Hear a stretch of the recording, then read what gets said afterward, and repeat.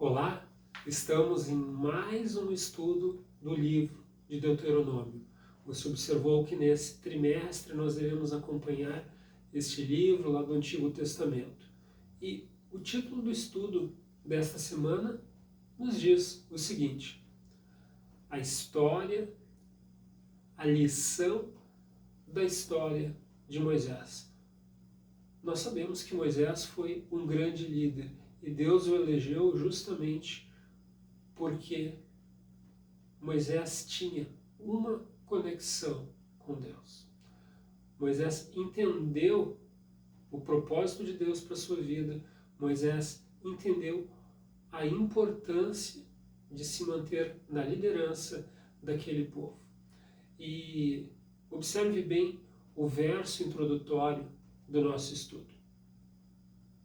Todos eles comeram do mesmo alimento espiritual e beberam da mesma bebida espiritual, porque bebiam de uma pedra espiritual que os seguia, e a pedra era Cristo. Queridos, Cristo é a rocha, é a pedra angular. E o texto que nós acabamos de ler, que está lá no livro de 1 Coríntios, capítulo 10, verso 3 e verso 4, deixa de forma muito clara a importância de Cristo na missão e na jornada do Êxodo, a sua caminhada até Canaã. Hoje, trazendo para os nossos dias, se nós não estivermos alicerçados em Cristo, se nós não usufruirmos do alimento espiritual que Cristo nos dá, se nós não desfrutarmos da água espiritual que Cristo nos dá. Por que foi usada a conotação de alimento e de bebida? Porque nós, como seres vivos, dependemos fisicamente de alimento e de bebida. Porém, a primeira coisa que nos vem à mente é justamente a questão do sustento alimentar físico. Mas o quão importante é nós estarmos bem alimentados espiritualmente. E o povo, na jornada que fazia rumo à Terra Prometida, estava muito bem suprido. E o que nós devemos buscar hoje? A mesma coisa, o suprimento para chegarmos à tão esperada eternidade, à tão esperada Canaã celestial. O povo naquela época caminhava, era sustentado através de Jesus. Nós, hoje, como povo de Deus, temos que nos lembrar que aquele que nos dá o real sustento de sobrevivência é Jesus Cristo. E Ele só nos dá esse sustento porque existe um grande objetivo de chegarmos ao céu. Se você entendeu isso, você está começando a compreender o que significa o propósito do estudo desta semana.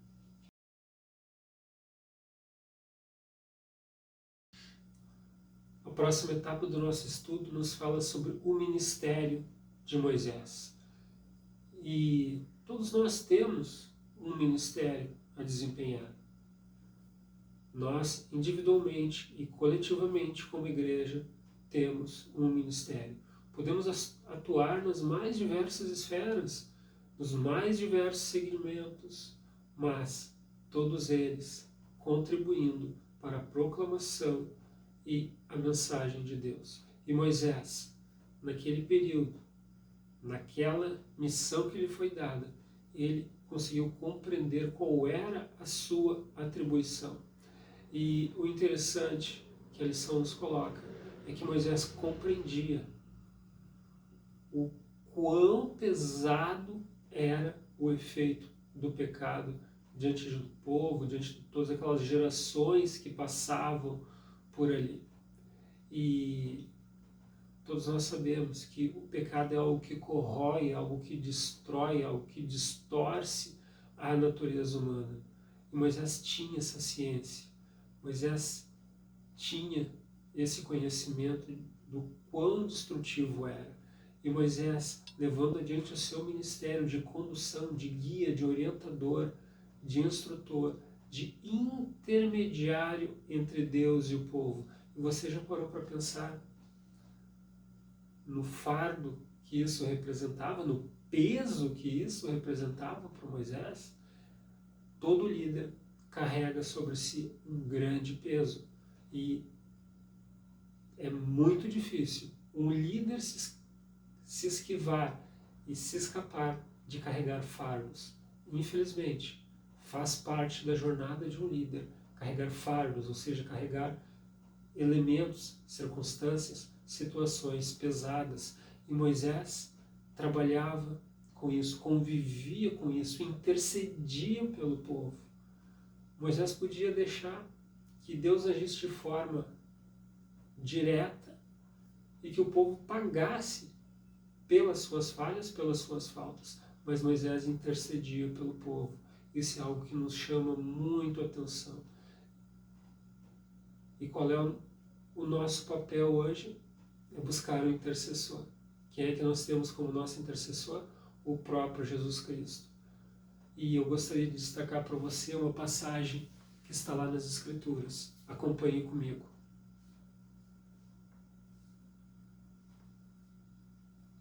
Está lá em 1 Pedro, capítulo 2, verso 24. Carregando ele mesmo em seu corpo sobre o madeiro os nossos pecados, para que nós, mortos para os pecados, vivamos para a justiça. Pelas feridas dele, vocês foram sarados. Através do sacrifício de Jesus. Através das feridas dele, através do fardo que ele carregou, nós somos curados. E essa cura que ele nos concede hoje e que se estende por toda a eternidade. Todos nós vamos chegar na eternidade, lavados, restaurados pela cura através de Jesus Cristo. Moisés tentava conduzir aquele povo, tentando manter aquele povo conectado com Deus, cumprindo a sua lei, cumprindo as diretrizes colocadas por Deus, porque as diretrizes colocadas por Deus diante do seu povo visavam o próprio bem daquele povo. Então, esse povo caminhava rumo à terra prometida, buscava restauração, tinha um líder, tinha alguém que os guiava. Mas o maior líder daquela jornada não era o líder Moisés, e sim o próprio Jesus Cristo, como nós lemos, que os acompanhava também. Jesus Cristo hoje, da mesma forma, nos acompanha para chegarmos à tão esperada Canaã, a Canaã celestial.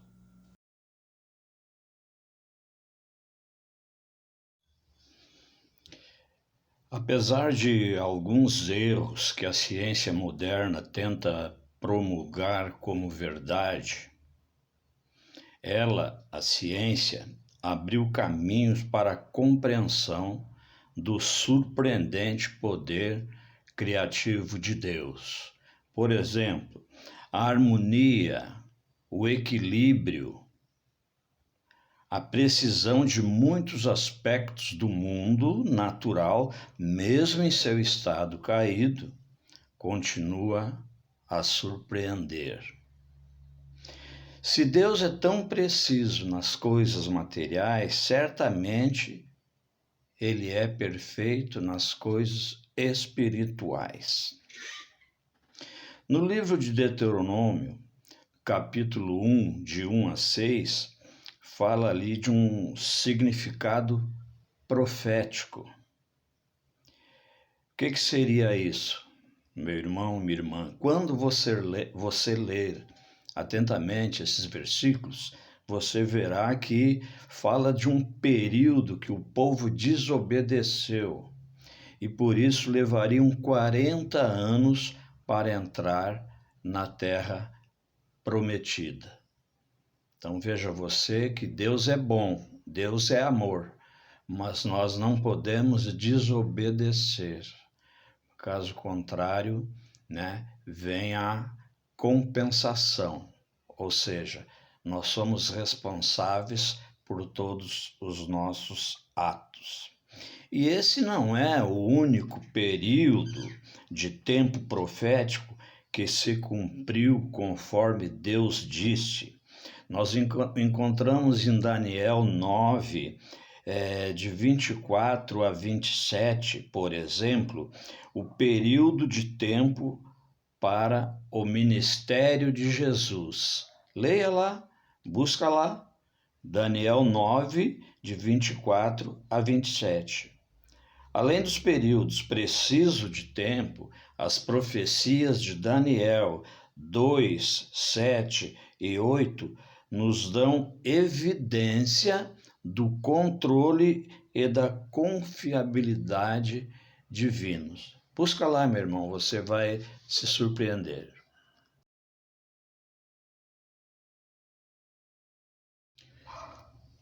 Após a longa jornada no deserto, Moisés disse em nome do Senhor. O que ele disse? Eis aqui a terra que eu pus diante de vocês. Entrem e tomem posse da terra, que o Senhor com juramento deu aos seus pais, a Abraão, Isaque e a Jacó. Isso está lá no livro de Deuteronômio, capítulo 1, verso 8. E logo no verso 9 do mesmo capítulo, você vai notar que os israelitas, ao longo dessa travessia, eles num dado momento se entraram em rebelião, desobedecendo a Moisés e também a Deus. Mas Deus não reteve, né, as bênçãos. Ele continuou abençoando aquele povo. Em meio à peregrinação no deserto, eles foram abençoados, porque nada lhes faltou. A Bíblia diz que as roupas que eles usavam não envelheceram ou não envelheciam, e os seus pés não ficaram inchados. Isso está lá no livro de Neemias, capítulo 9, no versículo 21. Então, apesar da rebelião, Deus não lhes reteve a bênção. E no capítulo 1, ainda de 12 a 17, você vai notar ali que o povo agora se multiplicou 1000 vezes mais numeroso agora aquele povo, né? Então,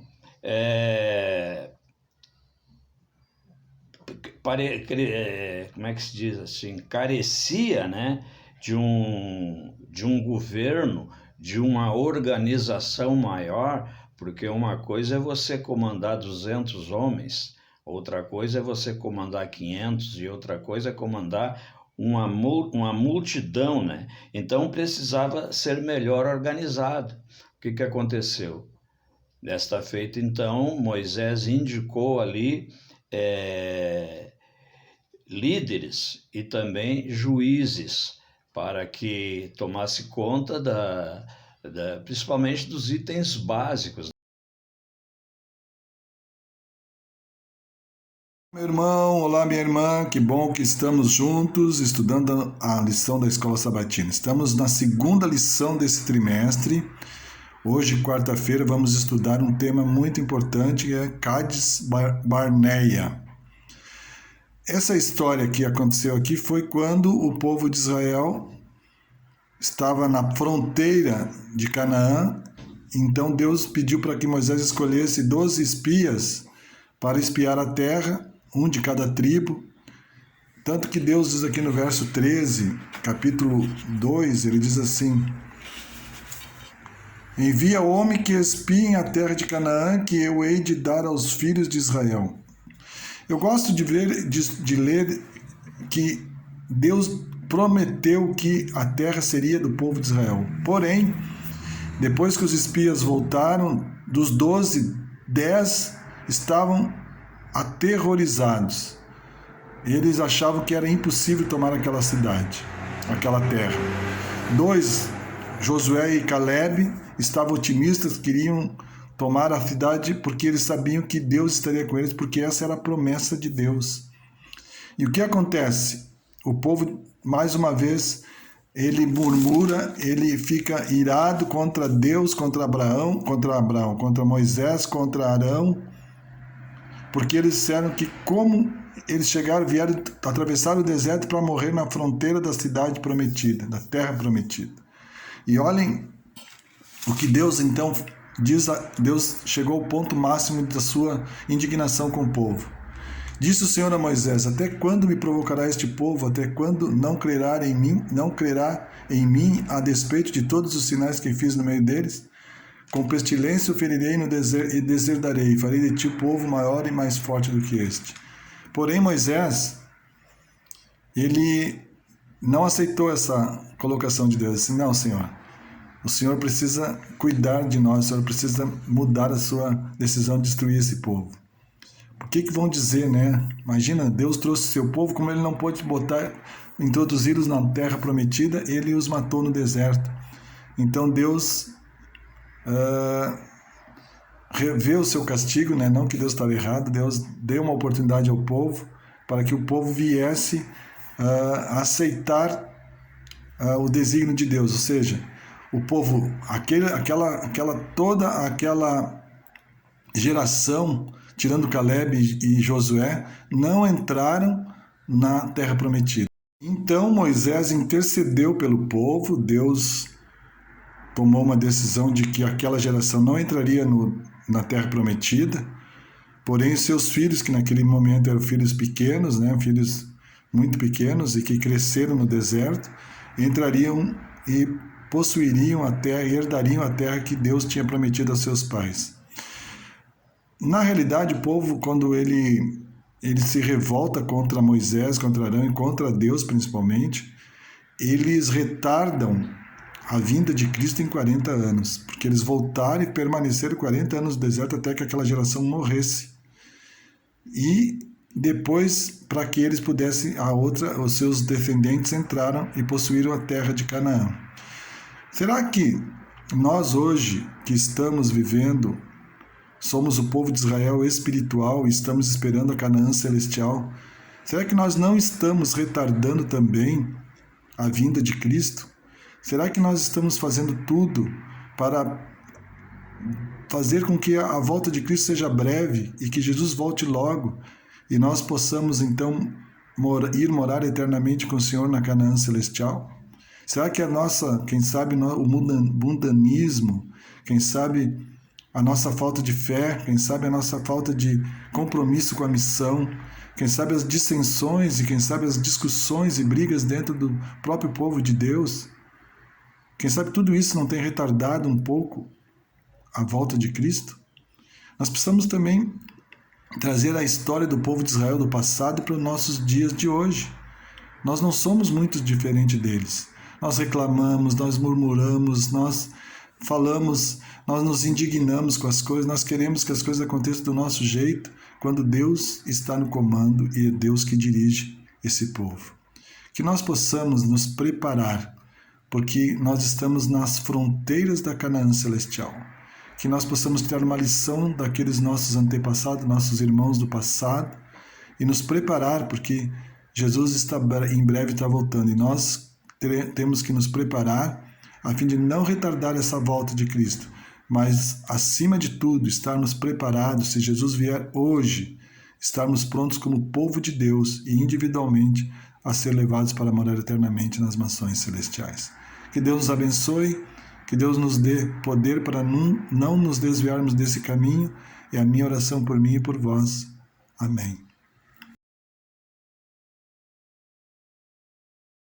A lição de quinta-feira, ela tem como título A Iniquidade dos Amorreus. É bastante interessante essa parte da lição, a parte de quinta, que fala que ali em o texto bíblico de quinta-feira é Gênesis 15, versículo de 1 a 16, onde Deus chama Abraão, mostra para ele, diz para ele que ele será pai de uma grande nação. Ele duvida, né? Ele fica pensando, como assim se eu não tenho filho? Deus chama ele para fora da sua tenda, mostra as estrelas do céu e diz que, assim como ele não pode contar as estrelas do céu, ele também não poderia contar a sua descendência. Então, Abraão creu na promessa de Deus e isso foi lhe imputado como justiça. Porém, o que chama a atenção no verso 16 é que Deus diz que ainda a iniquidade dos amorreus não tinha sido chegada ao seu fim. Então, Deus estava dizendo a Abraão, olha, a tua descendência vai herdar a terra prometida, que é Canaã, essa terra que eu vou te dar. Agora, o que acontecia? O povo de Israel estava diante da terra prometida e eles iam tomar posse daquela terra. Mas a lição, ela chama a atenção, por que Deus faz menção do povo dos amorreus?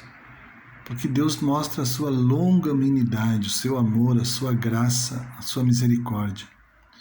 Assim como Deus destruía muitos povos através do povo de Israel para fazer justiça, porque todos os povos que foram destruídos, todos eles eram chamados para se converterem, porque essa era a função do povo de Israel, demonstrar o amor e o poder de Deus.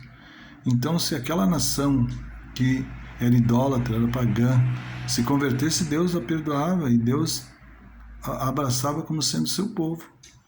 Porém, as nações sempre se rebelaram contra Deus, porque adoravam outros deuses e faziam combate contra os israelitas, e Deus então intervia e os israelitas ganhavam as batalhas. Porém, a lição quer nos mostrar que nós devemos ter paciência com aquelas pessoas que não são cristãs, que estão vivendo uma vida de pecado. Deus quer mostrar que Ele foi paciente com todas as nações e é paciente ainda nos dias de hoje, com pessoas que não aceitaram a Cristo, com nações, com grandes nações na realidade, que muitos ainda não se converteram e Deus não destrói. Por que Deus não destrói? Porque Deus quer dar a todos a oportunidade de salvação. O que Deus espera de nós? Deus espera que todo seguidor de Cristo encontre oportunidade de mostrar bondade cristã e amor, e assim fazendo, provará que tem a religião de Jesus Cristo. Ou seja, Deus espera que nós tenhamos uma atitude muito semelhante ao que Deus tinha com as nações ímpias. Mesmo que Deus usasse o povo de Israel para punir aquelas nações, Deus usa o seu povo hoje para levar a mensagem de salvação a todas as pessoas. A lição diz assim: há constante necessidade de paciência, bondade, abnegação e altruísmo na prática da religião da Bíblia. Mas se a palavra de Deus é feita um princípio permanente em nossa vida, tudo que tivermos de fazer, cada palavra, cada ato, mesmo que trivial, revelará que somos sujeitos a Jesus Cristo. Cristo quer que nós também possamos mostrar o seu amor, a sua bondade, a sua benignidade, a sua longanimidade para com todas as pessoas. Porque Jesus morreu para que todos tivessem salvação, e a sua graça pode alcançar a todos através do seu povo. Por isso que nós precisamos ser Jesus para as pessoas todos os dias. Não importa a situação, nós precisamos mostrar o amor de Cristo, porque a nossa função é salvar as pessoas, assim como fomos alcançados pela graça e misericórdia de Cristo, nós também precisamos levar essa mensagem a outros. E a lição diz: se a palavra de Deus é recebida no coração, esvaziará a alma da autossuficiência e presunção. Nossa vida será um poder para o bem, porque o Espírito Santo encherá nossa mente com as coisas de Deus. Essa tem que ser a nossa missão, essa tem que ser a nossa atitude, buscar insistentemente a direção do Espírito Santo, nos expormos ao Espírito Santo, para mostrar às pessoas o grande amor, a bondade, a benignidade, a longanimidade de nosso Deus. Era essa função que Deus queria que o povo de Israel tivesse naquele tempo. Por isso ele escolhe um povo, por isso que ele escolhe hoje também o povo remanescente que somos nós, o povo que tem a última mensagem de advertência, de salvação ao mundo que nós vivemos. Que Deus nos dê capacidade, que nós possamos ser fiéis ao Senhor, procurarmos diariamente nos expor ao poder do Espírito Santo para podermos viver uma vida justa, santa, íntegra e reta diante de nosso Deus. Que Deus nos abençoe, que nós possamos levar muitas pessoas a Cristo. Essa é a minha oração por mim e por todos vós. Amém.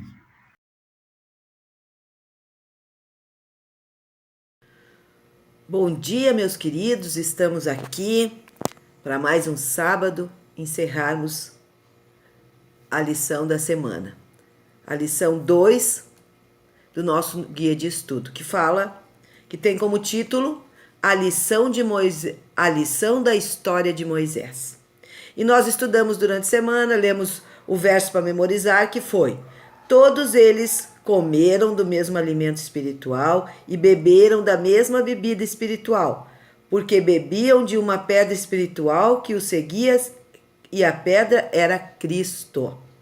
Em 1 Coríntios 10, 13 e 4 estava o nosso verso. Nós vimos que o livro de Deuteronômio, ele começa, com Moisés falando ao povo e termina com a morte de Moisés no cume Pisga, na terra de Moabe. Embora o livro tenha muitas orientações, muitas falas de Moisés orientando, conduzindo o povo no deserto, nas suas lutas, o livro, assim como toda a Bíblia, Deuteronômio, tem como foco central Jesus Cristo. Nós devemos pensar, nós devemos considerar também a nossa história, porque o livro de Deuteronômio é a história desse povo. E nós também devemos considerar e pensar na nossa história. De modo muito semelhante, nós que estamos prestes a entrar na Canaã Celestial, estamos prestes na volta de Jesus, devemos começar a refletir sobre aquilo que Jesus fez por nós, aquilo que Ele tem feito em nossas vidas, que Ele tem feito na minha história, relembrando todas as bênçãos que Ele derrama sobre mim, sobre o eu, sobre a Mara, sobre a família da Mara, seus familiares, na nossa igreja, E isso deve nos encher de confiança e segurança no Deus que está nos liderando, no Deus que nos guia até a volta de Jesus. Para encerrar, meus queridos, para fechar essa semana de qual nós estudamos, o ministério de Moisés, como ele conduziu o povo, a profecia que foi cumprida, quando eles chegaram no 40 anos ali, eles estavam prestes a entrar na terra e Moisés não iria entrar. Então, nós vimos ali as suas lutas. Então, nós devemos ter em nossa mente que era Deus que estava guiando, era Jesus que estava com eles ali. Então, eu quero continuar confirmando com vocês que o livro de Deuteronômio não é sobre Moisés. É evidenciar Jesus através de Moisés. Não é sobre a minha história, mas é para que eu possa refletir nas bênçãos que Deus tem colocado na minha história. É sobre Cristo, aquele que nos salva, aquele que nos conduz, aquele que nos guia, e aquele que nos faz refletir sobre as nossas atitudes e postura diante de todos aqueles que estão ao nosso redor.